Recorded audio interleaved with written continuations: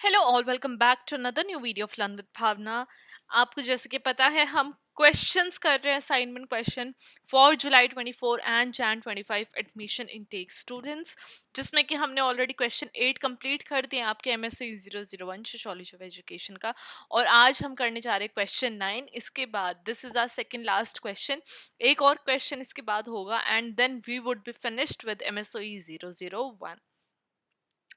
तो जैसे कि आपको पता है क्वेश्चन 8 हमने ऑलरेडी कर लिए हैं, जिसकी सारी वीडियोस आपको इस वीडियो एकेडमिक फोल्डर का लिंक मिल जाएगा, वहाँ आप फाइंड आउट कर सकते हैं। आप सिलेक्ट एंड चूज कर सकते हैं जो भी क्वेश्चन आप करना चाहें अपने असाइनमेंट के लिए। आई वुड सजेस्ट कि आप वन बाय वन सारी वीडियो से गो थ्रू करिए, बिकॉज ऑफ कोर्स ये क्वेश्चन आपको एग्जाम में भी हेल्प करेंगे। यू नेवर नो कौन सा क्वेश्चन एग्जाम में आ जाए, and then you can select and choose जो भी आपको असाइनमेंट बेस्ट लगे, जो भी कंटेंट आपको बेस्ट लगे आपके असाइनमेंट राइटिंग के लिए। अलॉन्ग विद दैट अभी ऊपर इंपॉर्टेंट टिप्स वाली वीडियो का भी लिंक आ रहा होगा, वो वाली वीडियो भी आपको ज़रूर देखनी है। अगर आप अच्छा स्कोर करना चाहते हैं तो ज़रूर देखिएगा, बाकी it is up to you, बाकी आपकी चॉइस है। बिकॉज ऑफ कोर्स कुछ टिप्स ट्रिक्स ऐसी होती है जो कि हमें नहीं पता है। कंटेंट के अलावा भी बहुत सारी चीज़ें होती हैं जो कि असाइनमेंट चेक करते वक्त जो आपका चेकर है वो देखता है, उस बेसिस के ऊपर वो आपको मार्क्स देता है। तो बच्चों को नहीं पता होता, दे ओनली थिंक अबाउट कि हाँ चलो 500 वर्ड का बोला हुआ है तो हम 600 वर्ड लिख देते हैं, 1000 वर्ड लिख देते हैं। आप 2000 भी वर्ड लिख लेंगे तो भी आप अच्छा स्कोर नहीं कर पाएंगे अगर आप उन स्पेसिफिक चीज़ों का ध्यान नहीं रखेंगे। तो इसलिए आई एम मेंशनिंग कि वो वाली वीडियो, इंपॉर्टेंट टिप्स वाली वीडियो आप ज़रूर देख लेना without missing. Now starting with question 9, हमें बात करनी है नॉलेज सोसाइटी के बारे में और उसका क्या रिलेशन है एजुकेशन के साथ। स्टार्टिंग विद द आंसर, जो आपका फर्स्ट पैराग्राफ होता है किसी भी आंसर का, वो इंट्रोडक्शन होता है। इंट्रोडक्शन मेनली मैं बोलती हूँ कि इंट्रोडक्शन होता है। इंट्रोडक्शन में आपको कुछ लाइंस के अंदर, like with in a paragraph 5 to 6 lines के अंदर ये बताना है कि आगे आंसर में आपने क्या मेंशन किया है, या फिर आप आंसर में क्या बताना चाहते हो। इस क्वेश्चन को आपको एक तरीके से इंट्रोड्यूस करना होता है जो कि आपका चेक करने वाला है उसको, ताकि उसको आइडिया मिल जाए कि yes this student has knowledge about this particular topic, and आगे जो एग्जामिनर है, जो चेकर है, वो क्या एक्सपेक्ट कर सकता है आपके आंसर के अंदर। Now starting with the answer, जब हम नॉलेज सोसाइटी की बात करते हैं तो हम एक ऐसा सोशल स्ट्रक्चर बनाने की बात करते हैं जहाँ पे जो नॉलेज है वो अपने आप में प्राइमर ड्राइवर है किसी भी इकोनॉमिक, सोशल और पॉलिटिकल डेवलपमेंट का। यहाँ पे हमें कैरेक्टराइज्ड किया जा सकता है, जनरेशन को डिसमेंटेशन किया जा सकता है, नॉलेज को अप्लाई किया जा सकता है, जो कि एक की रिसोर्स है किसी भी पर्टिकुलर डेवलपमेंट की। अभी जो आइडिया था नॉलेज सोसाइटी का, ये रूट है, बल्कि ये कब फाइंड आउट किया जा सकता है, तो इस डिफरेंट सोशियोलॉजिकल थ्योरीज के अंदर ये आइडिया देखा जा सकता है, पर्टिकुलरली पोस्ट इंडस्ट्रियल सोसाइटी के अंदर, जहाँ पे डेनियल बेल ने जो इंफॉर्मेशन सोसाइटी है, मैनुअल कैसल्स और human capital theory, Theodores, I don't know whether I'm pronouncing this right or not, but yes Theodore Schultz, right. तो उन्होंने नॉलेज सोसाइटी में एक कॉन्सेप्ट इंट्रोड्यूस किया जहाँ पे उन्होंने बताया कि एजुकेशन कैसे एक सेंट्रल रोल प्ले कर सकती है किसी भी ह्यूमन कैपिटल को शेप करने में, सोसाइटी के अंदर इनोवेशन लाने के लिए एंड सोसाइटी को मोबिलाइज करने के लिए for the betterment, for a better society. ना अगर हम बात करें नॉलेज सोसाइटी की, तो एक नॉलेज सोसाइटी इंडस्ट्रियल सोसाइटी से बहुत ज़्यादा डिफरेंट है। बिकॉज इंडस्ट्रियल सोसाइटी की जब हम बात करते हैं तो we talk about material resources और फिजिकल लेबर, जो कि मेन कंट्रीब्यूटर्स होते हैं इकोनॉमिक प्रोडक्शन की, राइट, इंडस्ट्रीज के अंदर। बट जब हम नॉलेज सोसाइटी की बात करते हैं तो वहाँ पे नॉलेज, इंफॉर्मेशन, टेक्नोलॉजी, ये सब प्राइमरी रिसोर्सेज है, प्राइमरी एसेट्स हैं जो इम्पोर्टेंस होल्ड करते हैं। जो इकोनॉमी है नॉलेज सोसाइटी में, वो इंटेलेक्चुअल, मतलब कि वी कैन से नॉलेज के ऊपर या फिर इंटेलेक्चुअल माइंड के ऊपर, राइट, जो माइंड लेबर्स होते हैं, फॉर एग्जांपल टीचर हो गया और कुछ हो गया, उन लेबर के ऊपर ज़्यादा डिपेंड करती है रादर देन फिजिकल लेबर के ऊपर। अब जैसे एजुकेशन, रिसर्च, डिजिटल इंफ्रास्ट्रक्चर, ये सब इनके थ्रू प्रोग्रेस हमें देखने को मिलती है और एक ग्रेटर रिलायंस हमें देखने को मिलता है एजुकेशन सोसाइटी के अंदर, इंफॉर्मेशन सोसाइटी के अंदर, इनोवेशन के ऊपर, क्रिएटिविटी के ऊपर और स्किल्स डेवलपमेंट के ऊपर। फॉर एग्जाम्पल जब हम जापान, जर्मनी और US जैसी कंट्रीज का एग्जाम्पल लेते हैं, इनके बारे में बात करते हैं, तो हम देखते हैं कैसे इन कंट्रीज के अंदर एक ट्रांसफॉर्मेशन देखने को मिला है। ये कंट्रीज कैसे नॉलेज सोसाइटी में कन्वर्ट हो गए हैं, जहाँ पे इन्होंने फोकस किया है रिसर्च, एजुकेशन और टेक्नोलॉजिकल एडवांसमेंट के ऊपर। जो रोल है एजुकेशन का नॉलेज सोसाइटी के अंदर वो कितना इंपॉर्टेंट है, because when we talk about knowledge society तो वहाँ पे एजुकेशन ही उस नॉलेज सोसाइटी की फाउंडेशन बन जाते हैं। बिकॉज एजुकेशन के द्वारा जितने भी इंडिविजुअल्स होते हैं उनकी कॉग्निटिव स्किल डेवलप होती है, इनोवेशन की थिंकिंग उनके अंदर डेवलप होती है, and life long learning promote करती है education with in the knowledge society. अब सोशियोलॉजिस्ट ने डिफरेंट एस्पेक्ट्स बताए हैं इस रिलेशनशिप के, जहाँ पे फर्स्ट हमारा आ जाता है फंक्शनलिस्ट पर्सपेक्टिव।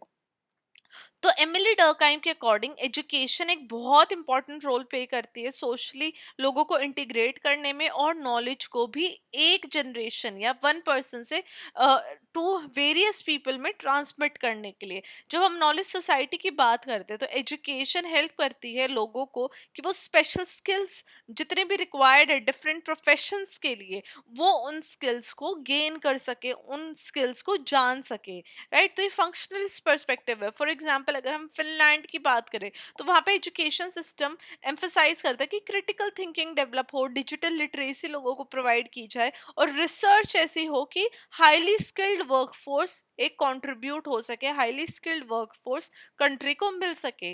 ना सेकंड पर्सपेक्टिव आ जाता है हमारा कॉन्फ्लिक्ट पर्सपेक्टिव, जिसके अंदर we have Karl Marx and Pierre Bourdieu, जिन्होंने आर्ग्यू किया कि जो एजुकेशन है कैपिटलिस्ट सोसाइटी के अंदर उसकी वजह से क्लास इनइक्वालिटीज बहुत ज़्यादा आ रही है। जब हम नॉलेज सोसाइटी की बात कर रहे हैं जो एजुकेशन के ऊपर थ्राइव कर रही है, क्वालिटी एजुकेशन है, लेकिन वो कई बार अनइक्वल होती है, बिकॉज एक डिजिटल डिवाइड हमें देखने को मिल रहा है। डिजिटल डिवाइड क्या होता है, जिन लोगों को ऑफकोर्स डिजिटल लिटरेसी है वो इस आज के टाइम में डिजिटली फायदा उठा सकते हैं, और एक वो लोग जिनको डिजिटल नॉलेज नहीं है, तो एक डिजिटल डिवाइड की यहाँ पे क्रिएट हो गया है प्रिविलेज और मार्जिनलाइज ग्रुप्स के बीच में, जिसकी वजह से क्लास इनइक्वालिटीज और भी ज़्यादा इंक्रीज होते हैं। फॉर एग्जांपल अगर हम इंडिया की ही बात कर ले तो एक एलीट इंस्टीट्यूशन आईआईटी जैसे जो इंस्टीट्यूशंस है वहाँ के बच्चों में, और जो बच्चे ऐसे हैं जो रूरल स्कूल्स में पढ़े हुए हैं, गवर्नमेंट स्कूल्स में पढ़े हुए हैं, एक यहाँ पे हमें अनइक्वल एक्सेस ऑफ नॉलेज देखने को मिल सकती है, जिसकी वजह से जो सोसाइटी के अंदर डिफरेंसेस है, लोगों के अंदर डिफरेंसेस है, वो और भी ज़्यादा बढ़ जाते हैं। थर्ड हमारा आएगा ह्यूमन कैपिटल थ्योरी, जो कि थियोडोर स्कल्ट्स और गैरी बेकर ने डेवलप की थी। इस थ्योरी के अंदर जो इन्वेस्टमेंट है वो एजुकेशन के ऊपर की जाती है, और इस इन्वेस्टमेंट के द्वारा प्रोडक्टिविटी और इकोनॉमिक ग्रोथ एनहांस होती है, ऐसा ह्यूमन कैपिटल थ्योरी का कहना है। अभी जो नॉलेज सोसाइटी है वहाँ पे हमें एक ऐसी वर्क फोर्स की रिक्वायरमेंट है जो कि अडेप्ट कर सके और वो कैपेबल हो कंटिन्यूस लर्निंग की। फॉर एग्जांपल अगर हम साउथ कोरिया जैसे कंट्री की बात करते हैं, उसने हेविली एजुकेशन में इन्वेस्ट किया है, रिसर्च में इन्वेस्ट किया है आफ्टर 1960, जिसकी वजह से हम एक ट्रांसफॉर्मेशन देख सकते हैं उनकी इकोनॉमी में, उनके ग्लोबल नॉलेज इकोनॉमी के अंदर एक बहुत पॉजिटिव कंट्रीब्यूशन हमें देखने को मिला है। नाउ कैरेक्टरिस्टिक्स क्या होते हैं when we talk about any knowledge society, तो हम कैसे उस नॉलेज सोसाइटी को, इंफॉर्मेशन सोसाइटी को कैसे जान पाते कि हाँ भाई ये वाली सोसाइटी इसके अंदर आ सकेगी। तो यहाँ पे हमें डिजिटल और टेक्नोलॉजिकल इंटीग्रेशन देखने को मिलती है ऐसी सोसाइटीज के अंदर, जहाँ पे नॉलेज सोसाइटी में एजुकेशन एक कन्फाइंड नहीं होती कि सिर्फ आपको क्लासरूम के द्वारा ही एजुकेशन मिलेगी, लेकिन वो डिजिटल प्लेटफॉर्म पे भी एक्सटेंड होती है। ऑनलाइन लर्निंग, ई बुक, आर्टिफिशियल इंटेलिजेंस, ये सब ऐसी इकोनॉमी के अंदर, ऐसी सोसाइटी के अंदर बहुत ज़्यादा इंपॉर्टेंट रोल प्ले करते हैं। फॉर एग्जाम्पल अगर हम मैसिव ओपन ऑनलाइन कोर्सेज की बात करें, लाइक कोर्सेरा हो गया, एडेक्स हो गया, उन्होंने क्वालिटी एजुकेशन को और भी ज़्यादा एक्सेसिबल बना दिया है वर्ल्ड वाइड। वहीं पे लाइफ लॉन्ग लर्निंग के ऊपर एम्फेसिस होता है। जब हम इंडस्ट्रियल सोसाइटीज़ की बात करते हैं जहाँ पे एजुकेशन बहुत ज़्यादा लिमिटेड होती है कुछ अर्ली स्टेजेस ऑफ लाइफ पे, वहीं पे जो नॉलेज सोसाइटी है वो प्रमोट करती है कंटिन्यूस स्किल डेवलपमेंट में, जहाँ पे टेक्नोलॉजिकल चेंजेस हमें देखने को मिलते हैं। जैसे कि for example continuous skill continuous skill development जब लोगों की होगी, तभी तो वो जो टेक्नोलॉजिकल चेंजेस आ रहे हैं उससे अपने आप को कोप अप कर पाएंगे, राइट। जर्मनी के अंदर जो कॉन्सेप्ट है डुअल एजुकेशन का, वो इंश्योर करता है कि जितने भी इंडिविजुअल्स हैं वो अपने जो स्किल्स है उसको अपग्रेड कर पाए इवन आफ्टर फॉर्मल स्कूलिंग। तो सिर्फ स्कूलिंग तक एजुकेशन जो है वो कंस्ट्रेंट नहीं होती, वो लाइफ लॉन्ग लर्निंग ही जो हमारी ये नॉलेज सोसाइटी है उसको शोकेस करती है। नाउ थर्ड आ जाएगा हमारा ग्लोबलाइजेशन एंड इंटरनेशनल कोलैबोरेशन। अब जो एजुकेशन है नॉलेज सोसाइटी के अंदर वो इंटरकनेक्टेड है ग्लोबली, जहाँ पे जो स्टूडेंट और रिसर्चर्स है वो डिफरेंट कंट्रीज के द्वारा अक्रॉस कंट्रीज एक दूसरे के साथ कोलैबोरेट करते हैं। फॉर एग्जाम्पल जब हम इंटरनेशनल यूनिवर्सिटीज की बात करते हैं तो वो रिसर्च कोलैबोरेशन के ऊपर उनका फोकस रहता है। जैसे MIT, IISc जो इंडिया के अंदर डिफरेंट इंस्टीट्यूशन है वो ग्लोबली नॉलेज को एक्सचेंज करने की बात करते हैं, ऑफ कोर्स करते भी हैं ना। चैलेंजेस क्या है नॉलेज सोसाइटी में? देन जो सबसे बड़ा फर्स्ट चैलेंज है आज के टाइम पे, दैट इज डिजिटल डिवाइड। जो अनइक्वल एक्सेस है टेक्नोलॉजी की और एजुकेशन की, उसकी वजह से एक बहुत बड़ा डिफरेंस क्रिएट हो जाता है और ये डिफरेंस क्या है, बढ़ता ही चला जाता है। जॉब मार्केट के अंदर हमें एक मिसमैच देखने को मिलता है, बिकॉज जो ट्रेडिशनल एजुकेशन सिस्टम है वो मॉडर्न जो हमारी मॉडर्न स्किल्स है आज के टाइम पे, जो जॉब मार्केट के अंदर जो स्किल्स है जिनकी डिमांड है उसके साथ वो हमारे ट्रेडिशनल एजुकेशन सिस्टम मैच नहीं कर पाता है, इसलिए बहुत सारे बच्चे अनएम्प्लॉयड रहते हैं। Third is knowledge exploitation. अब कैपिटलिस्ट इकोनॉमीज के अंदर नॉलेज को बहुत ज्यादा प्राइवेटाइज कर दिया, एजुकेशन को प्राइवेटाइज कर रहे हैं, जिसकी वजह से जो लोग हैं, जो लोअर इकोनॉमिक स्ट्रेटस से लोग हैं, वो उस एजुकेशन को अफोर्ड नहीं कर पाते, इसलिए वो एजुकेशन आज के टाइम पे बहुत ज्यादा लिमिट हो गई है एंड नॉलेज एक्सप्लॉयटेशन हमें देखने को मिलता है, जो कि एक बहुत बड़ी वी कैन से ये दोनों बात कितनी ज्यादा कॉन्ट्रास्ट कर रही है। नॉलेज सोसाइटी के अंदर नॉलेज ही एक्सप्लॉइट हो रही है। ना at the end we have conclusion. Conclusion आपको हर एक आंसर में प्रोवाइड करनी होती है, आपको विदाउट कंक्लूजन अपना कोई भी आंसर एंड नहीं करना है। तो यहाँ पे मैंने कंक्लूजन में मेंशन किया कि when we talk about knowledge society तो हम बात करते हैं प्रोडक्शन और एप्लीकेशन ऑफ नॉलेज के ऊपर, जो कि एजुकेशन के लिए बहुत ज़्यादा बैकबोन है, एजुकेशन सोसाइटी के लिए एक बहुत बड़ी चीज़ है। जब एजुकेशन इनोवेशन, इकोनॉमिक ग्रोथ और सोशल मोबिलिटी लेके आता है, उससे डिस्पैरिटीज भी हमें देखने को मिलते हैं। डिस्पैरिटीज किस केस में, डिफरेंसेस किसको नॉलेज एक्सेस है और कैसे ये नॉलेज की जो एक्सेस उससे इनइक्वालिटीज और ज़्यादा बढ़ रही हैं। तो एक सस्टेनेबल नॉलेज सोसाइटी लाने के लिए हमें एजुकेशन को इंक्लूसिव करना पड़ेगा, अडेप्टेबल करना पड़ेगा और टेक्नोलॉजिकल ड्रिवन करना पड़ेगा, और हमें नॉलेज एक्सप्लॉयटेशन नहीं होनी चाहिए। Privatisation of course it's good, but इतनी भी ना हो कि जो पब्लिक एक्सेस है वही खत्म हो जाए, right.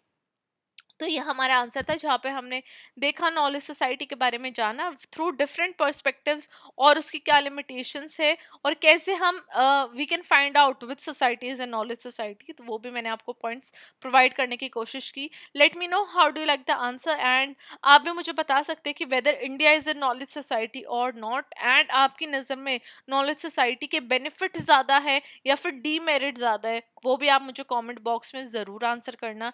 Now I will see you very very soon with question 10. That would be our last question of MSOE 001 assignment for your July 24 and Jan 25 intake session. Till then, keep on writing your answers, and I hope you all scored really good in your assignments. Bye bye and take care.